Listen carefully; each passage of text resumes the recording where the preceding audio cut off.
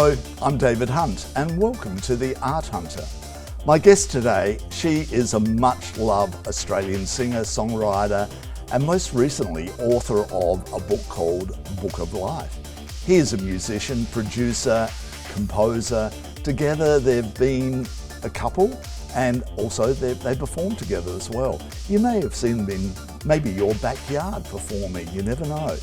Now taking us on a musical journey with songs from the Book of Life, a unique theatre experience. What can we say? You know, like here they are, Deborah and Willy. Welcome. Thank you very much, David. Lovely to be here. Now, we'll start with you because I think people might know who you are. Well, one would hope so. I've been around for the Traps for an awfully long time now. 40 odd years. 40 odd years. So where did it all start for you as a musician and writing? And so I think I was 20 and I put an ad in the paper. I would say I had been kind of dabbling with RMIT, the Archie Review. Ted Bailey turned up to one of those. I think maybe the first one that I did. Wow. And he's told me that he'd had that experience. It was hilarious. Wow. And remembered it. And then after I put an ad in the paper in 1979, got a couple of offers, joined a band called the Benders, played for 8 months fairly solidly. Yeah. Absolutely loved what I was doing, but didn't absolutely love that particular band, but did meet the drummer. And we forged a very tight friendship and understood that we had very similar musical tastes that we wanted to explore much more closely than what we were doing in the Benders. So we decided we'd both leave that band and run away to Sydney to form Do Re Mi, which we did. And in the 80s, Do Re Mi kind of emerged. Yeah. About 1981, 82, we put out an EP, and the EP the first track got picked up. It was called Standing on Wires. Alternative radio stations were playing it all over the place. We put out another EP that had the first version of Man Overboard on it, which was very punk.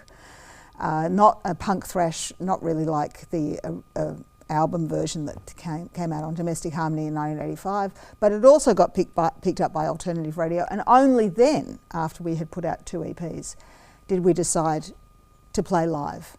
And okay. Yeah, it was a very unusual way to do it because we'd played live so much with the Benders and, had missed so much television. So many nights in that I was craving to have but didn't. But when we did play live, we had already a following, which was great. And we went from strength to strength. Yeah, really. Big song, and still to this day, I heard it the other week, and it sounds so fresh still. Yes. But then you went on a solo career. So after a number of years, and we made a couple of albums, and we were kind of trying to make the third album, and then at which point Virgin decided that they didn't really need a third Do Re Mi album because they didn't like what we were writing. They didn't like the direction we were going in, and there was a bit of personal tensions within the band. So they said, "Do you want to? We can set you up with a solo career. We'd like you to make a solo record, and then we'll come back and revisit Do Re Mi." And I, short-sightedly, decided that that would be a good idea to get away from the starting to become a little bit poisonous relationship within the band. But I hadn't really thought about becoming a solo artist, so I squandered a lot of opportunity and wasted a lot of money hanging around LA and then London and then LA and trying to figure out what I was doing, and I ended up making a very, very bad dance record, which fortunately has never seen the light of day and never will. Never will, David. There is a single that did see the light of day though, and I believe, in some strange corners of the world you can find it. Oh, okay. Yeah. Right. But you're not saying where? I don't know. It was a cover of Bad Company. Remember Bad Company, yeah. Feel Like Making Love? Yeah, good song. Yeah. It was a good song until I got to it. Then it became not such a good song. Still, I looked good on the cover.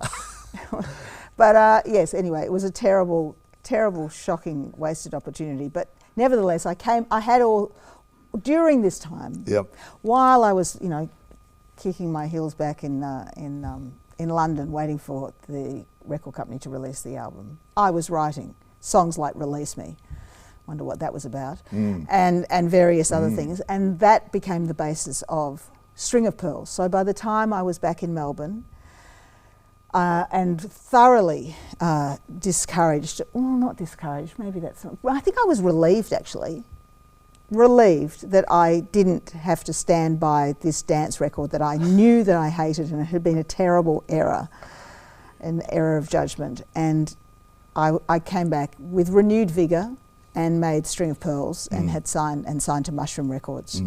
And that was the beginning of the solo career back in 1990. I think it was released in 91. We recorded in 1991. And what a huge success it was. And congratulations on it as well, because it really does stand the test of time, those tracks. And as I said, you hear your songs all the time. Even in the supermarket the other day, I just got an email from you when I was in the supermarket. It's only the beginning. Really? The supermarket loves It's Only the Beginning. They actually play a few odd tracks sometimes. I hear them in the supermarket. I think, what? Really, you're playing that? No one liked that album. Coles. Coles, there you go. Thank you, Coles. Thank you, Coles. So, Willy, what's your background? How did you get involved in the music industry? Well, I came at it from a completely different direction. I was one of these nerdy kids who just fell in love with the guitar and thought, I really want to learn about music. Did you study music? Or yes, I did. So Good on you. I went that route and met a whole lot of jazz people at university and got involved in Melbourne's very tiny jazz scene back in my early 20s. Where were you playing? What venues in Melbourne? Oh, that's a very good. Tankerville Arms, did you play there? Tankerville Arms, I did that a lot. I can't remember the names. The pub in South Melbourne on the corner of... Oh, so many pubs in South Melbourne, yeah. But I played with Vince Jones in those days and Paul Grabowski. So did that for a few years. But then I went to New York. Right. To, see the kind of epicenter of jazz. And I came away from that thinking, why the hell am I playing jazz? This is not Australian music. This is not the music of now, which was the early 80s. Yeah. And I started getting involved in the little bands scene in Melbourne, all the arty bands that were around. Yeah. And played in different outfits until this one begged me to join her group. Begged. Now, tell the story, because you told it to me on radio the other week, and Deborah's here, so she'll be able to nod or shake her head. Probably a few months later, I get a call.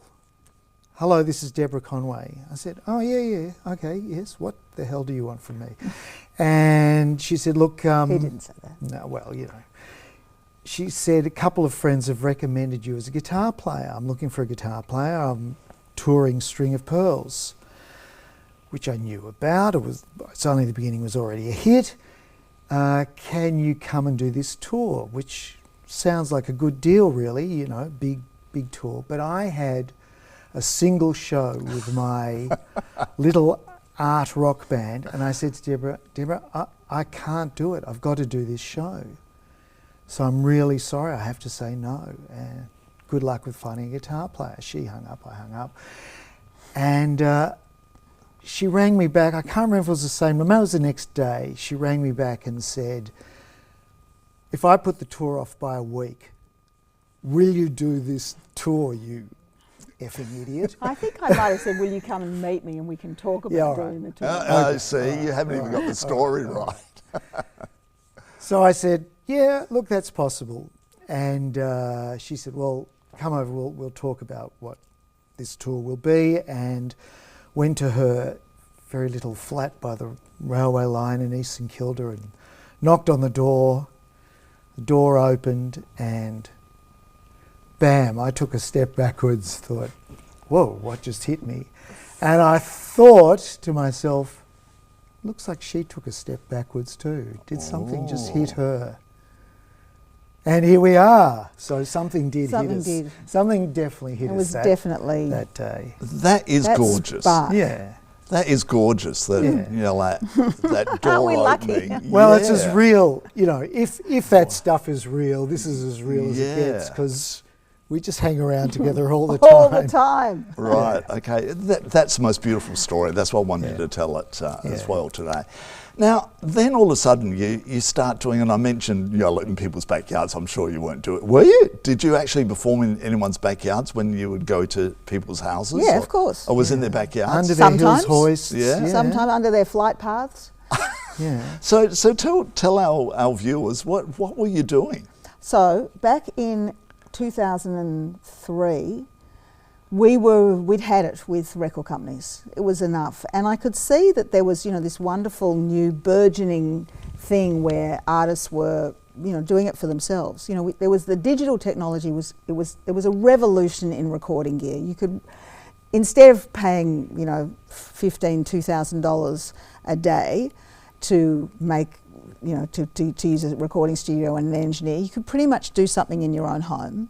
So we were already doing that, and then there was the advent of various kinds of social media, just starting a little bit, and we could kind of see the shape of how things were going, and it was like, well, maybe we don't need a record company anymore. Why don't we try doing this independently? So after we had stints with Virgin. You had various stints with record companies and EMI and Shock and Mushroom, etc. We went completely independent, and then it was like, we knew that we knew how to record a record and write songs and perform it and all. And then I started thinking about marketing. How do you market a record? And I realised there hadn't been any new ideas in marketing forever. It was just like, take a record to radio, see if they'll play it, maybe buy them a leather jacket, a bottle of whiskey, and go on tour. And that was it. But radio wasn't really playing us because we were kind of too old, and we were too old in one genre or one way of people wanting to hear us, and in the other we were too old 20 years ago. Yeah, that's right. Now we don't give a fuck. And then on the other hand, we weren't kind of commercial enough to be embraced by people who liked music from older people. So we were sort of stuck in this strange, purgatory place, limbo. So I thought, how do you get into people's living room if radio won't play you? And then I thought, you walk in. And I ran into Willy. I believe you had that idea in the shower. I did. I had the idea in the shower. The shower's a good place to think. And I ran out of the shower. I said, Willy, I just come up with an idea. What's wrong with it? It's so easy. What happened? Why hasn't anyone else done this? I explained to him, and he went, no, I think that's a great idea. So we just thought about it, and we could reach people via, people could reach us via email and everything. So they just would book a party, and we would turn up with 25 CDs that they had paid for. They didn't pay for the performance, they paid for the CDs. Okay. But you couldn't really do that with a record company because the record company would charge you, 3/4 of the price of the CD. Yeah. But we knew how much it cost to manufacture CDs, which was next to nothing. That was a vertiginous drop into reality right there. And so we had the means of production, and we suddenly had this new idea of being able to do it. And we did hundreds of these parties. But I just remember the first time we did it, we were standing outside the door of this little, a lovely old 1930s apartment building on Queen's Road, and knocking on the door, and then realising we had no idea whether the person who we were playing a party for we knew it was her birthday, but was she 80? Was she 40? Was she, 8? We didn't know. 8, yeah. It turned out she was 28, and it was the most magical night. Oh, fantastic. It was magical. We just walked in, and there's all these lovely young people there, and table heaving with, delicious, really crappy snacks, and we're all kind of huddled around in this lovely, cosy sitting room and just playing music. And it just snowballed from there. Snowballed Yeah. from there. But you know, like there must have been a few times where you obviously don't talk about it, but there must have been a couple of times where you go, why are we here? Yes. Why are we doing this? There was a couple. Not Not many though. no. So, well, let's talk about, I was going to jump to the book, but let's talk about, you know, because you've mentioned it, this theatrical show that you put on. Tell our viewers what's that all about, and what's it called, and what's it related to? Okay. Thanks for the hint. So I can't talk about it without saying that I put a memoir out in October last year, 23, and it's called Book of Life. And then I was writing through lockdown, and how was that experience writing the book? I loved it.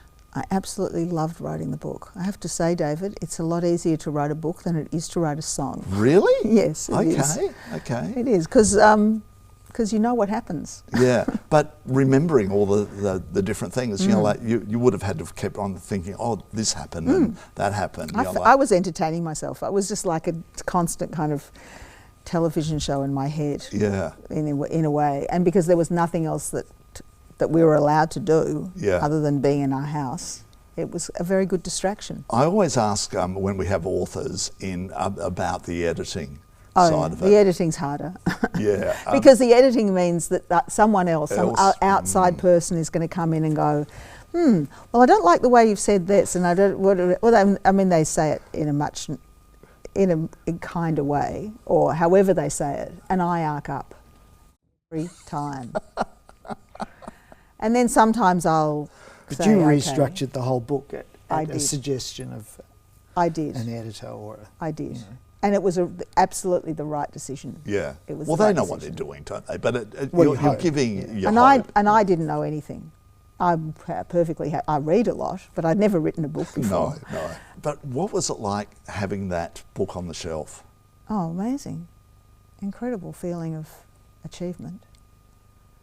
Yeah, people tell me they really like it. Yeah. So that's good. That's good. You know, like I've had some people call me up and they've literally been choked up. They've just finished it. And they had to tell me Wow. how much it meant to them, and it makes me choke up too, because it's like, wow, I'm so affected that you've been affected by this. That's lovely. Let's talk about in a roundabout way. We were going. So there we were in lockdown still, and you know the editing process is underway, but we've still got all this time. We at we home. had a tour organised. Yes. So we had a regional Victorian New South Ararat. Wales tour. Yep. Yeah. Where else did we go? That's memorable because the lockdown started. We did Candelo. Was that Victoria? I think that was part of the New South Wales. Well, but it was all. There was That was that one tour. Sale and there was a bunch of Anyhow. shows. About 15 shows, I think, something Yeah. like that. Anyway. And I can't remember if you said, let's put on a show, or Let's if I put on a said, show. let's put on a show. I don't remember. It would have been my Actually. idea because I'm the marketing maven. Maybe.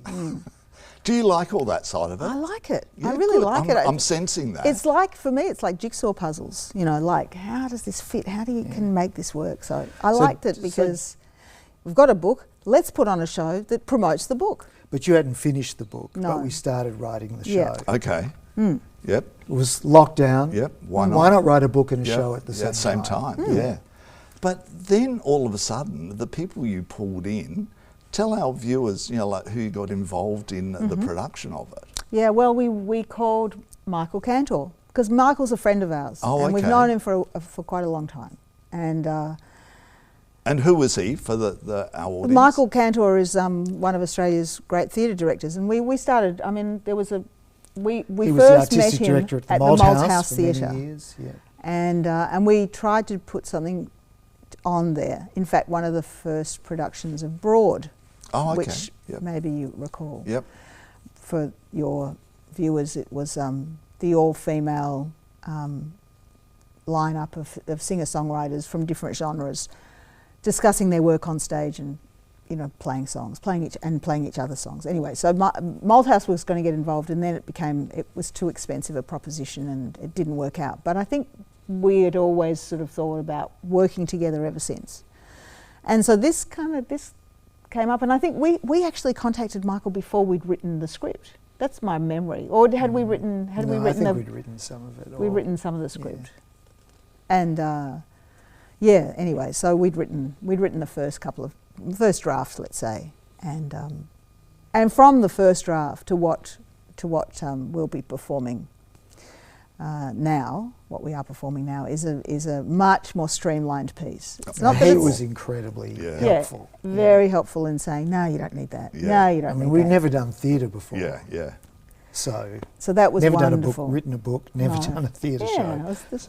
So it's been a lovely adventure in a way on That's that front. right. But it's still keep So on and then we got Chloe Greaves involved, who is an incredible designer, and constructed this beautiful string curtain that maybe your viewers will be able to see. Yep. Behind you, and it's she tea stained it, so it's it's like 5 metre drop or something like that, and it's a huge wide thing, and you can project onto it, and of course the projections look fabulous and intriguing and mysterious, and the lights look really beautiful being reflected onto it as well, and it's something that you can go move in and out of. It's a very kind of, it's full of personality, this stage set, and it's it's quite time consuming to put up. They're all individual and take strands. Down. You have to rake it. The theatrical conceit is that they are the strands of a life. Yeah. Or the pages of a book. Okay. The pages of the book of life. Mm.